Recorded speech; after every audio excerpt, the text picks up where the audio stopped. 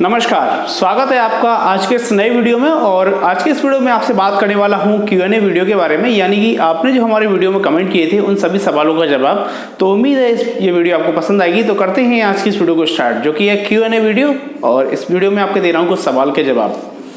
तो सबसे पहला जो कमेंट है वो है हरप्रीत सिंह जी का। सर मैं कार स्कैनर लेना चाहता हूँ, कौन सा बेस्ट रहेगा? तो सर डिपेंड करता है आपके पास सबसे ज़्यादा मोस्टली कार कौन सी आती है रिपेयरिंग के लिए, अगर आपका वर्कशॉप है।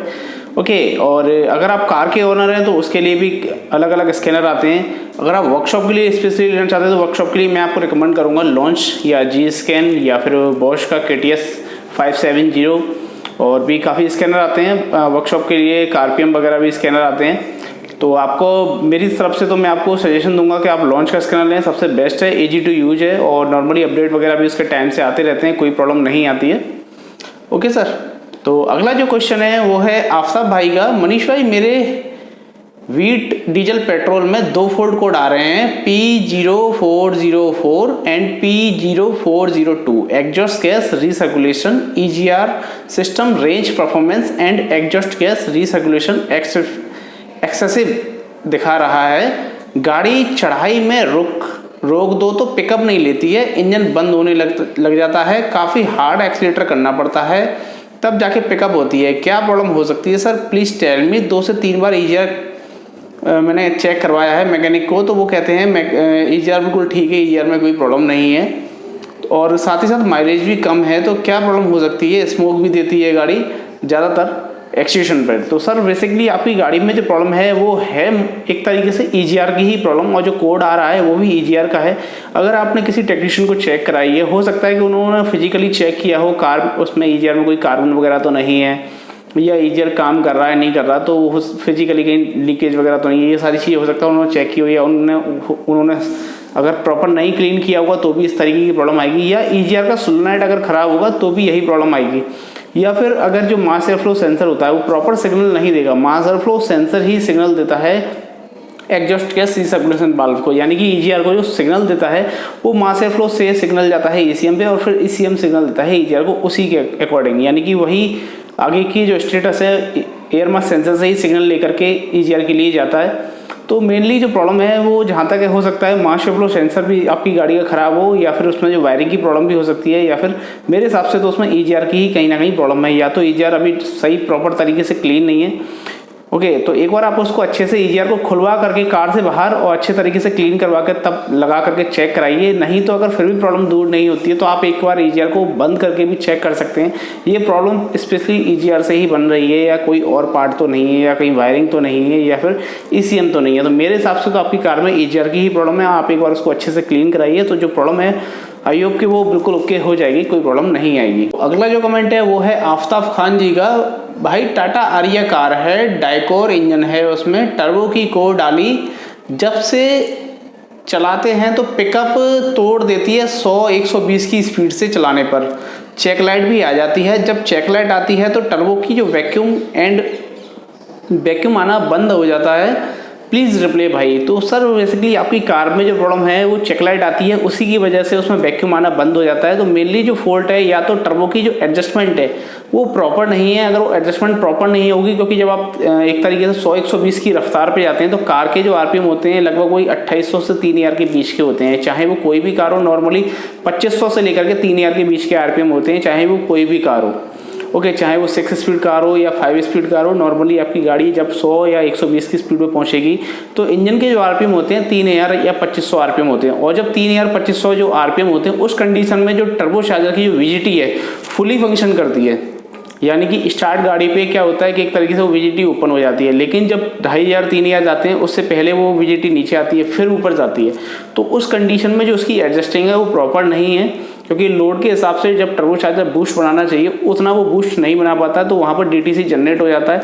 तो उस DTC को चेक करने के लिए आप कार के अंदर स्कैन टूल लगाइए, स्कैनर में जो DTC आएगा उसके अकॉर्डिंग ही आप उसकी जो एडजस्टमेंट है उसको कर सकते हैं। अगर लो आ रहा है तो लो के हिसाब से, अगर हाई है तो हाई के हिसाब से। तो जो मेन जो प्रॉब्लम आती है वो एडजस्टिंग की ही है, और आपको एडजस्टिंग में ही कहीं ना कहीं उसमें चेक करना पड़ेगा। जो आपने कोर डाली है, कोर तो प्रॉपर डल गई, लेकिन जो एडजस्ट वैक्यूम चलने के बाद जो प्रेशर हाई होना चाहिए, प्रेशर हाई हो रहा है या नहीं हो रहा है वो आपको चेक करना पड़ेगा। तो मेन जो प्रॉब्लम है वो कहीं ना कहीं एडजस्टिंग की ही है। तो आपको उसमें जो एडजस्टिंग है वही चेक करानी है, और एडजस्टिंग चेक कराने का जो प्रॉब्लम है वो सॉल्व हो जाएगी। अगला जो क्वेश्चन है, मनीष जी XUV 500 में कोल्ड स्टार्ट या बहुत देर गाड़ी खड़ी रहने के बाद स्टार्ट करने में इंजन ऑयल लाइट आती है 5 से 6 सेकंड के लिए और बहुत घिसने जैसी लाउड साउंड आती है, फिर लाइट बंद होने के बाद नॉर्मल साउंड आने लगती है। कार रेगुलर बेसिस पे महिंद्रा सर्विस सेंटर पे सर्विस होती है, क्या इसमें इंजन की लाइफ कम हो रही है या ये नॉर्मल है? और ऐसा मैंने दूसरी XUV में देखा तो ऐसा उसमें कुछ नहीं है, कोई लाइट नहीं आती, थोड़ी सी साउंड ज़रूर आती है। तो सर आपकी जो कार है महिंद्रा XUV, इसमें जो इंजन है बेसिकली महिंद्रा का 2.2 लीटर डीजल इंजन एमॉक, और इस कार में मेनली ये प्रॉब्लम है, जब भी आप कार को कोल्ड स्टार्ट या काफ़ी टाइम बाद या 2 से 4 घंटे बाद जब आप स्टार्ट करते हैं तो नॉर्मली 2 से 5 सेकंड के लिए एक अजीब सी साउंड आती है जो कि इसके टैपर टॉकर टाइमिंग चेन वगैरह इसमें आवाज़ करती हैं।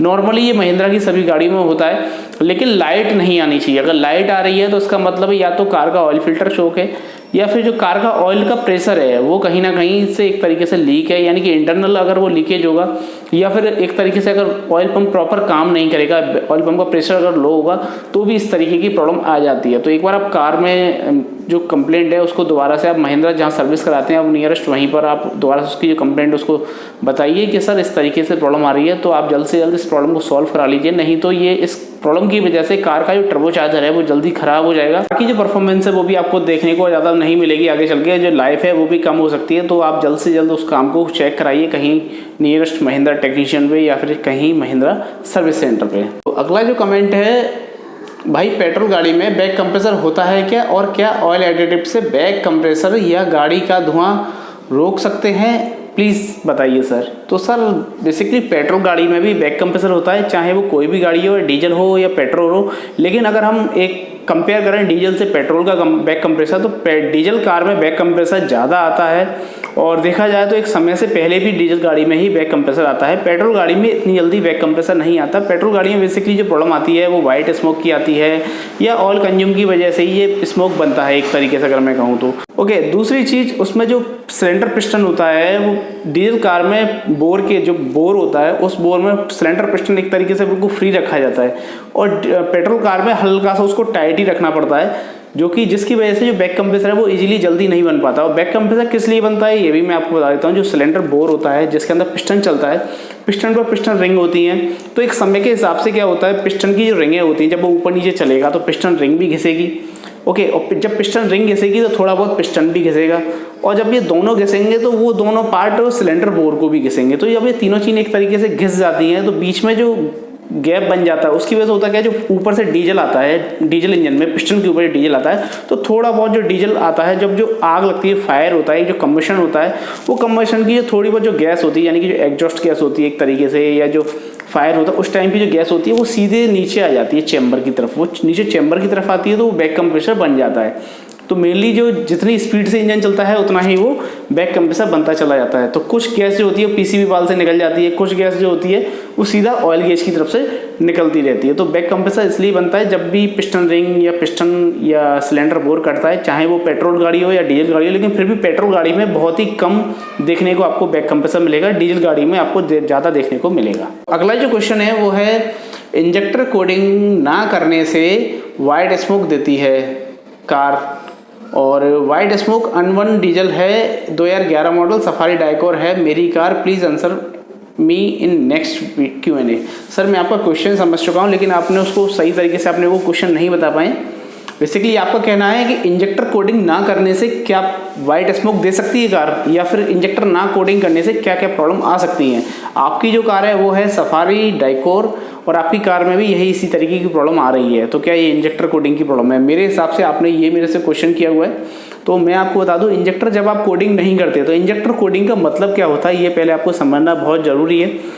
एक तरीके से CRDI जो सिस्टम है वो common rail diesel injection system है, यानी कि हर इंजेक्टर पे, यानी कि हर सिलेंडर पे उसको एक प्रॉपर डीजल मिलेगा। और जो पहले कार आती थी, जैसे कि अगर मैं एग्जांपल दूं आपको, जो पहले इंजन आते थे, रोटरी पंप आते थे, उनमें क्या होता था, एक समय के बाद जो सिलेंडर की वॉल्यूम होती थी फ्यूल की वो चेंज हो जाती थी, तो वो आपको रिपेयर कराना पड़ता था। कार में ब्लैक स्मोक, वाइट स्मोक, या लो पिकअप, या स्टार्टिंग लेट, इस तरीके की प्रॉब्लम आती थी। तो वो इसीलिए आती थी क्योंकि जो सिलेंडर में जो डीजल जाता था वो प्रॉपर नहीं जाता था। आपने देखा हो कभी भी रोटरी पंप जब रिपेयर होते थे तो एक बोतल में वो फ्यूल चेक करते थे कि कितना फ्यूल आ रहा है और कितने, किसी में ज़्यादा या कम तो नहीं है, तो उनमें अगर थोड़ा बहुत कम भी होता था तो वो चल जाता था। तो इसी तरीके से CRDI इंजन में क्या है कि जो इंजेक्टर आता है वो हर सिलेंडर का अलग अलग एक इंजेक्टर है, और वो क्या काम करता है, जितना, यानी कि अगर एग्जांपल 5 सीसी सिलेंडर नंबर 1 को वो फ्यूल दे रहा है तो 5 सीसी वो सेकंड नंबर को दे रहा है, 5 सीसी वो थर्ड सिलेंडर को दे रहा है, 5 सीसी वो फोर्थ सिलेंडर को दे रहा है। अब उसमें क्या होता है, कुछ बेसिकली इंजेक्शन फायर होते हैं। जो कार स्टार्ट होती है वो होता है मेन इंजेक्शन फायर, और नॉर्मली जो CRDI कार होती है इनमें डिफरेंट टाइप के इंजेक्शन फायर करते हैं। जैसे कि एक तरीके से अगर मैं बोलूँ आपको, प्री इंजेक्शन फायर, फिर मेन इंजेक्शन, फिर पोस्ट इंजेक्शन, फिर पोस्ट 2, फिर प्री 2, इस टाइप के इंजेक्शन होते हैं। अब वो प्री और पोस्ट जब ही होते हैं जब आप कार में इंजेक्टर की कोडिंग कर देते हैं। अब वो प्री और पोस्ट वगैरह ये क्या होता है और मेन इंजेक्शन क्या होता है, तो मैं आपको समझाता हूँ डिटेल में। जब पिस्टन एक तरीके से यहाँ सिलेंडर, ये ब्लॉक है एग्जांपल के तौर पे, आप ब्लॉक समझ लीजिए इसको, ये ब्लॉक है। जब पिस्टन यहाँ BTDC से मेन ऊपर टॉप तक जाता है, ओके, और जब टॉप पे पिस्टन आ जाएगा तो उस कंडीशन में जो इंजेक्टर है वो फायर करेगा। जब वो इंजेक्टर है वो फायर करेगा तो जो जिस फायर से कार स्टार्ट होती है वो होता है मेन इंजेक्शन, ओके। यानी कि सबसे ज़्यादा डीजल देना मेन इंजेक्शन का काम है। प्री इंजेक्शन का काम क्या है, जब पिस्टन यहाँ से ऊपर आया, अब ये पूरा ऊपर नहीं गया, ये पूरा टॉप है और ये यहाँ पिस्टन नीचे रह गया, हल्का सा, मान लीजिए पिस्टन थोड़ा सा नीचे रह गया, तो एक बार क्या करेगा, इंजेक्टर फायर करेगा, हल्का, बहुत ही हल्का सा इंजेक्टर फायर करेगा। इंजेक्टर ने एक बार फायर किया, जब पिस्टन पूरा ऊपर टॉप पे आ जाएगा तो इंजेक्टर क्या करेगा, पूरा मेन फायर करेगा, जो उसका जितना प्रेशर है वो उतना फायर करेगा, ओके। उसने एक बार फायर, 2 बार फायर हो गए। जब पिस्टन फिर दोबारा से हल्का सा वहीं उसी लोकेशन पे नीचे हल्का सा आ जाता है, फिर एक बार और फायर होता है, तो उसको बोलते हैं पोस्ट इंजेक्शन। यानी कि पहले जो इंजेक्टर ने फायर किया वो प्री इंजेक्शन, सबसे ऊपर TDC पे जब पिस्टन गया उसको बोलते हैं मेन इंजेक्शन, जब फिर से नीचे आया वो पोस्ट इंजेक्शन, यानी कि प्री, मेन, पोस्ट, तो ये 3 फायर। अब जो एडिशनल जो मेन फायर जो होता है वो तो होता है नॉर्मली सभी गाड़ियों में, पुरानी गाड़ियों में भी मेन फायर होता था जिसकी वजह से कार स्टार्ट होती थी, कार चलती थी, लेकिन प्री और पोस्ट ये इस टाइप के फायर नहीं होते थे इंजेक्शन में। तो मेनली जो काम है इंजेक्टर कोडिंग का वो यही है, जब तक आप कोडिंग नहीं करेंगे तब तक प्री इंजेक्शन और पोस्ट इंजेक्शन नहीं होगा। और ऑडी जैसी कार में मैं आपको बता दूँ नॉर्मली काफ़ी फायर होते हैं प्री इंजेक्शन के, मेन इंजेक्शन के और पोस्ट इंजेक्शन के, उसमें भी काफ़ी फायर होते हैं। और जो TDI टेक्नोलॉजी है बेसिकली वो यही है, वोल्क्सवैगन जो TDI टेक्नोलॉजी कहते हैं वो यही टेक्नोलॉजी है मेनली। जो उनका इंजेक्शन का जो सिस्टम है वो बहुत एडवांस है, बहुत ही एडवांस लेवल पे। अगर आपने देखा हो नॉर्मली सभी गाड़ियों में धुआं हो जाता है, लेकिन एक तरीके से आप इन कारों में कितना भी एक्सीलरेशन कर लीजिए लेकिन आपको धुआं देखने को नहीं मिलेगा। जब खड़ी गाड़ी है पूरा एक्सीलेटर दबा दीजिए, आज की जितनी भी नई गाड़ियाँ हैं आपको धुआं देखने को नहीं मिलेगा। धुआं क्यों नहीं देखने को मिलेगा, क्योंकि पहले जो कारों में डीजल जलता था वो एक बार में जलता था, लेकिन उसमें क्या होता है पूरा डीजल एक तरीके से नहीं जल पाता था। अब क्या होता है कि अब पिस्टन हल्का सा ऊपर आया, हल्का सा पहले फायर कर दिया, अब पूरा ऊपर आया, फिर एक बार और फायर कर दिया, फिर जब नीचे जा रहा फिर एक बार और फायर कर दिया, यानी कि वो तीनों बार का डीजल उन्होंने स्टेप बाय स्टेप में छोड़ा जिससे कि वो पूरा फ्यूल जल जाए एक तरीके से। और पहले की गाड़ी में क्या था, तो पहले जब पिस्टन ऊपर TDC पे जाता था तो वो एक बार ही उन्होंने इकट्ठा फायर कर दिया, तो जिसकी वजह से कुछ फ्यूल जलता था और कुछ नहीं जलता था, जो कि स्मोक बन के निकलता था वह। तो पहले की गाड़ियों में इसलिए धुआं आता था। आजकल की गाड़ियों में अगर आप जब इंजेक्टर कोड कर देते हैं या इंजेक्टर आते हैं तो इसीलिए धुआं नहीं आता। जब चाहे पूरा एक्सीलेटर खड़ी गाड़ी पर दबाना, अगर जो नई गाड़ी होगी या अच्छे फंक्शन अगर उस कार के काम कर रहे होंगे, सभी सेंसर प्रॉपर काम कर रहे होंगे, तो आपने देखा होगा वो कार बिल्कुल भी स्मोक नहीं देगी, ओके। तो मेनली जो मेन रीजन है इंजेक्टर कोडिंग का वो यही है। अगर आप इंजेक्टर कोडिंग नहीं करते हैं तो क्या होता है ये भी सुन लीजिए। जब आप इंजेक्टर कोडिंग नहीं करते हैं तो मेन इंजेक्शन है ओनली वही चलता है जिसकी वजह से कार नॉकिंग करती है, जो डिलीवरी है वो भी ज़्यादा जाती है, यानी कि उसको ECM को ये सिग्नल प्रॉपर नहीं मिल पाता है कि जो इंजेक्टर लगा हुआ है ये इंजेक्टर ECM से मैच नहीं है, क्योंकि वो एक तरह की अनमैच है। तो वो क्या करता है, एक रीडिंग अपसेट देता है उसको, मेन इंजेक्शन की कभी रीडिंग ज़्यादा दे देगा, कभी प्री इंजेक्शन की रीडिंग दे देगा, कभी पोस्ट की इंजेक्शन की रीडिंग दे देगा। एक तरीके से उसकी टाइमिंग है उसको एडवांस और रिटायर्ड जैसा ही रखता है, तो जिसकी वजह से कार नॉकिंग करती रहती है। फिर उसमें क्या होता है, जब आप कार की इंजेक्टर कोडिंग नहीं करते हैं तो फिर ECM को काफ़ी टाइम लगता है उसको सेंस करने में, उसकी आवाज़ को बंद करने में। इसी तरीके से इंजेक्टर की कोडिंग जो है वो बहुत ज़रूरी है, जो कि प्री इंजेक्शन और पोस्ट इंजेक्शन का काम करती है। और मेनली जो इंजेक्टर में जो कोड है उसको आइडेंटिफिकेशन करना, यानी कि आइडेंटिफिकेशन करना पड़ता है ECM में, यानी कि उसको पहचान देनी पड़ती है कि ये इंजेक्टर इसी कार का है और इसके इस सिलेंडर पे फिटिंग है और ये ECM में इसका कोड डाला हुआ है। तो आप जब भी इसमें कोड डालते हैं तो इसी वजह से कार के अंदर की जो आवाज़ है वो बंद हो जाती हैं, स्मोक है वो बंद हो जाती है, और आपने देखो पिकअप भी बहुत इंप्रूव हो जाता है, वो इसीलिए हो जाता है। तो इंजेक्टर की कोटिंग इसलिए ज़रूरी है। ओके, तो ये थे आज के कुल सवाल। तो उम्मीद है ये वीडियो आपको पसंद आएगा। तो अगर आपको हमारा ये वीडियो पसंद आया तो प्लीज़ हमारे वीडियो को लाइक कीजिए, चैनल को सब्सक्राइब कीजिए, और मिलते हैं जल्दी नई वीडियो में। तब तक के लिए देखते रहिए मनीष का टेक्नोलॉजी। जय हिंद, वंदे मातरम, नमस्कार।